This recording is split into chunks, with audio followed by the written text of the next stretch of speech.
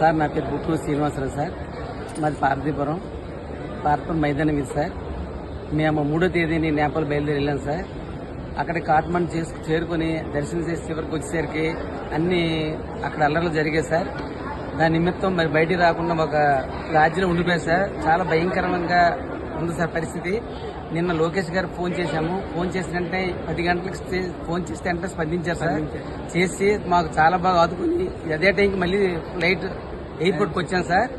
మాకు ఈ హెల్ప్ చేసినందుకు మీకు శతకోటి వందనాలు సార్. నా పేరు నెమలపూరి వెంకట్రావు సార్. మాది బొమ్మలక్ష్మీపురం పార్వతీపురం మన్యం జిల్లా సార్. మేము 3వ తేదీ నేపాల్ యాత్రకు ఫ్యామిలీతో వెళ్ళాం సార్. అక్కడ కాట్మండు చేరుకునేటప్పటికి అక్కడ విద్యార్థులు స్టూడెంట్స్ అల్లర్ల వల్ల అక్కడ చిక్కుకుపోయాం సార్. నారా లోకేష్ గారు, చంద్రబాబు నాయుడు, పవన్ కళ్యాణ్ దయ వల్ల మేమందరము ఫ్యామిలీతో సేఫ్గా ఇంటికి చేరుకున్నాం సార్. మీ అందరికీ శతకోటి నమస్కారం sir. Thank you very much sir. నా పేరు శ్రీనివాస్ పని.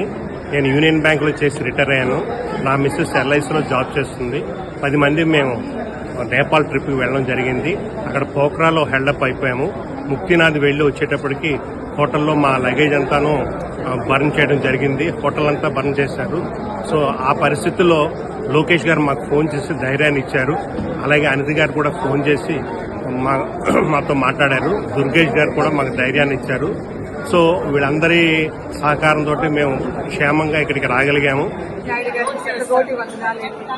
చాలా ప్రాణాలు చేతిలో పెట్టుకొని మేము మళ్ళీ ఇండియా వస్తామా రామా అనేది చాలా అనుకున్నామండి. 11:20కి లోకేష్ బాబు గారితో మాట్లాడితే ఇవాళ మేము 11:20కి ఎయిర్పోర్ట్ లో ఉన్నామండి. 3 రోజులు తిండి లేదు, ఏమీ లేదండి. దొంగతనాలు జరిగాయి, సెల్లులు పోయాయి, బ్యాగులు పోయాయి. ఒక హోటల్లో మాత్రం చాలా నిర్దాచుకున్నామండి. ప్రాణాలు పెట్టుకుని ఇలాంటి నభోతో నా భవిష్యత్తు చంద్రబాబు గారు ఎవరో చెప్పండి. నా పేరు ఏవిఆర్కే మూర్తి అండి.